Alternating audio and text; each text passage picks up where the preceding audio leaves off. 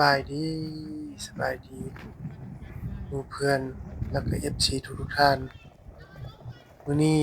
ก็ยินดีต้อนรับเข้าสู่ช่องอัปเดตข่าว Channel ก็คือเก่านั่นพี่น้องมื้อนี้ทางช่องของเราก็สิมาเบิ่งงานเปิดตัว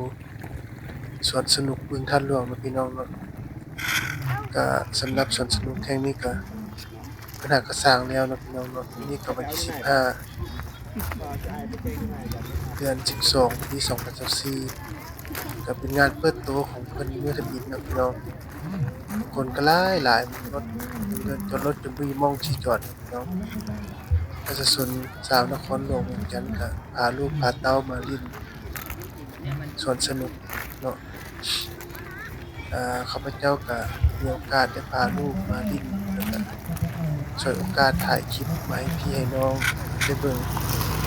ว่าสวนสนุกแห่งนี้มันมีเครื่องดื่มอย่างใดนะพี่น้อง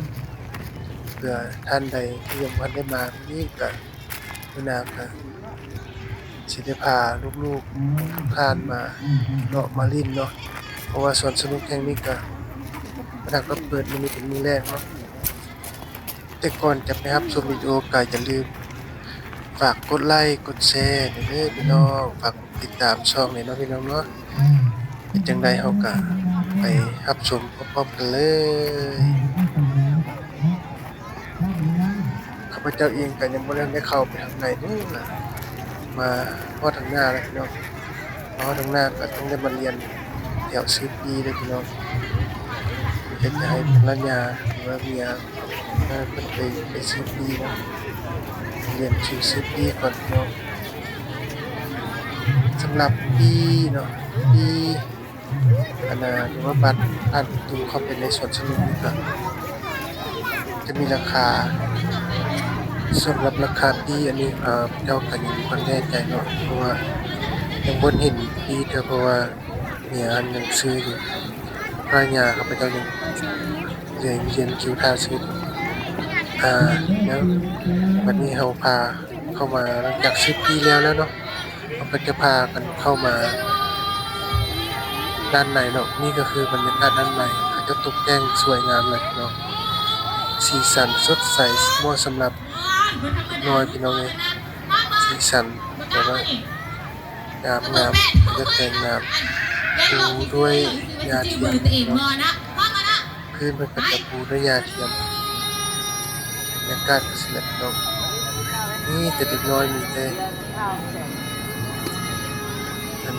พ่อแม่ทั้งหลายที่พาลูกมาเล่นเนาะเข้าข้างในก็จะมีกิจกรรมหลายๆเนาะเดี๋ยวก็สิเลาะไปดูว่ามันมีหยังแหน่เนาะเริ่มแรกก็ลูกเพิ่นเข้ามาปุ๊บเพิ่นก็เห็นสนามขี่รถนี่เนาะพี่น้องเพิ่นก็มุ่งหน้ามาที่ก้นหมู่รถเพราะว่าเป็นผู้ชายเนี่ยจะพามาเบิ่งว่าสนามแข่งรถเป็นจังได๋เนาะพี่น้องสนามขี่รถสำหรับเด็กน้อยสำหรับปีเนาะปีที่เข้ามาเมื่อกี้นี่ก็แสนสาวเนาะแสนสาวตรงนี้เด็กที่มีหลวงสูงเมตรสาวขึ้นไปเป็นจะเก็บนะคะเก็บปีก็เสียค่าเขาเนาะว่าต่ำกว่าเมตรสาวลงก็เสียค่าเนาะมีข้อมูลก็ชัดเจนไปเลยเนาะแต่ว่าน้องกับ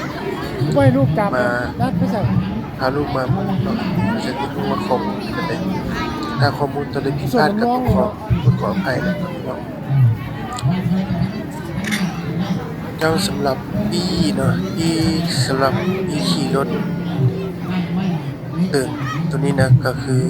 เด็กน้อยหรือว่าปีหนึ่ง60,000กีบต่อคนเนาะต่อครั้งก็ลองพาลูกพาหลานมาขี่เนาะกิจกรรมบางอย่างก็ได้ซื้อปีกิจกรรมบางอย่างก็มีซื้อปีด้วยพี่น้องมันก็จะมีฟรีบริซื้อปีแล้วก็ซื้อปีเนาะเราเสียบัตรเข้ามาละ100,000มันมีเครื่องบินฟรีก็บินไปเลยเนาะพี่น้องแต่สำหรับเรื่องที่ว่ามีความยาก ยังได้ให้เฮาเสียอยู่เสียที่การที่หรือว่าการบริการนะครับ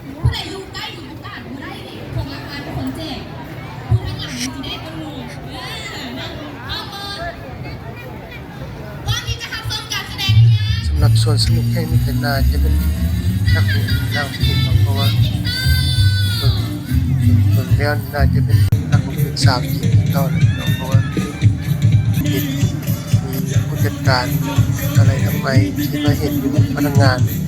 เดินกับบริการเดินรถเป็นคนจีนก็มีเนาะที่ว่ากลุ่มงานเป็นคนจีนเนาะแล้วก็มีผู้ช่วยเป็นคนลาว ค่อยขี่ค่อยขี่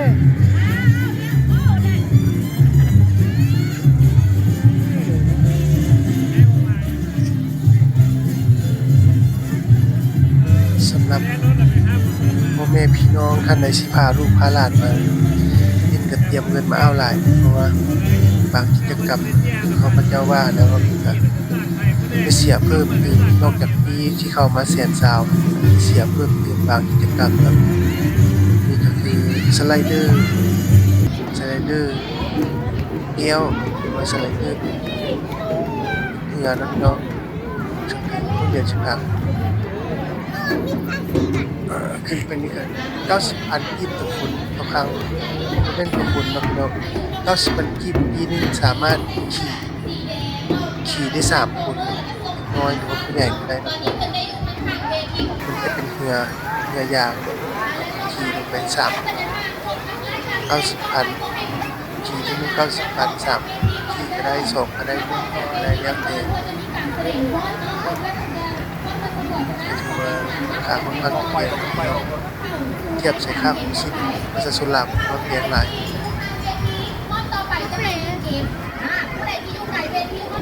แล้วนะจอ ซื้ออยู่แถวนู้น ปีเอ้าคือว่าแม่แก่ซื้อให้ปีนะ ซื้ออยู่รูปมุนปีน่ะ เอ้าลูกเอ้าพี่ตึงเขาเปิดอะไรค่ะ สำหรับกิจกรรมสไลเดอร์แก้วกับบริขี่ครับพี่น้องวันนี้บังเอิญเขามาเกือบค่ำแล้วเนาะเป็นใกล้สิตกดินแล้วกันพนักงานเขาจะเมื่อยแล้วเขาจะเสาขายลูก2คนก็เลยบริขี่ซ้ำก็เลยได้ลงมาเอาซื่อๆขึ้นไปแล้วก็ได้ลงมาบริขี่ว่าเอาไว้ข้างหน้าก็แล้วกันเนาะก็จะพาลูกมาย่างวิทางรุ่มอีกอะกิจกรรมหลายๆอย่างให้ลูกเก้าเลยเนาะเดี๋ยวกันไปเบิ่งวิดีโอเลยพี่น้อง หนาวลูก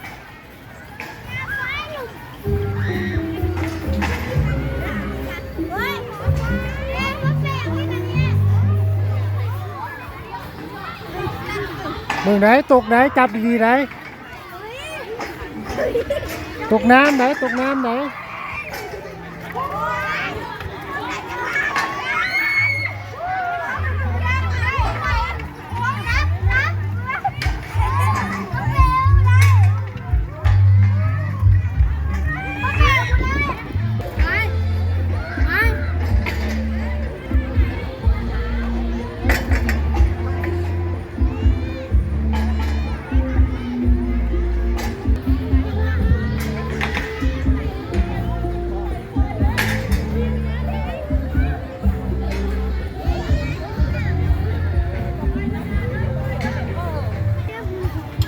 งานเด้อเด้อตก เจ้าแล้วก็หลายๆคนอาจจะสงสัยกันเนาะว่า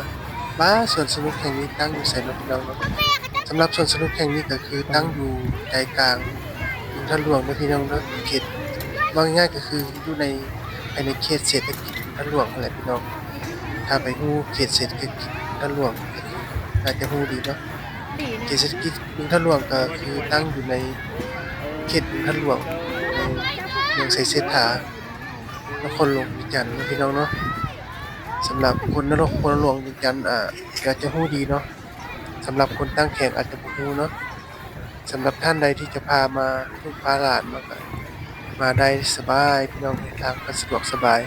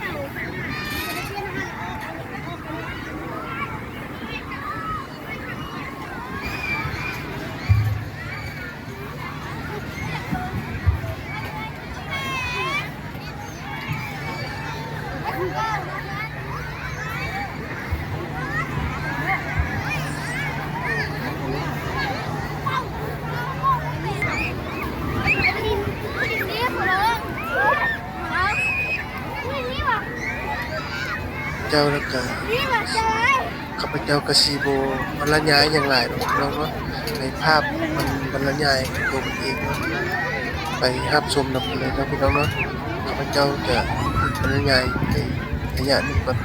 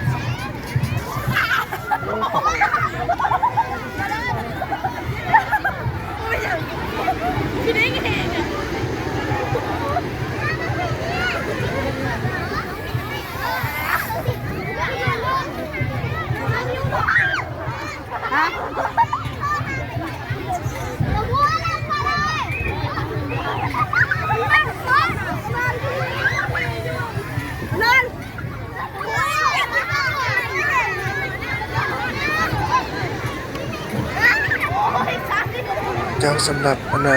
สวนสนุกแห่งนี้ก็มีกิจกรรมให้ลูกให้หลานทานได้หลากดินหลากหลายเนาะแต่ข้าพเจ้าเองก็บ่สามารถถ่ายเอาเบิดทุกสิ่งทุกอย่างให้ท่านได้เบิ่งเนาะหากท่านใดอยากพาลูกพาหลานมาก็เชิญเลยเด้อพี่น้องเอ้ยสำหรับคลิปวิดีโอนี้ก็สิได้จบเพียงเท่านี้นะพี่น้องเอ้ยเพราะว่ารู้สึกว่าวิดีโอมันจะยาวไปแล้วเนาะ ขอบใจทุกท่านที่เข้ามาติดตามและรับชมวิดีโอไว้เด้อขอบใจหลายบ๊ายบายสบายดี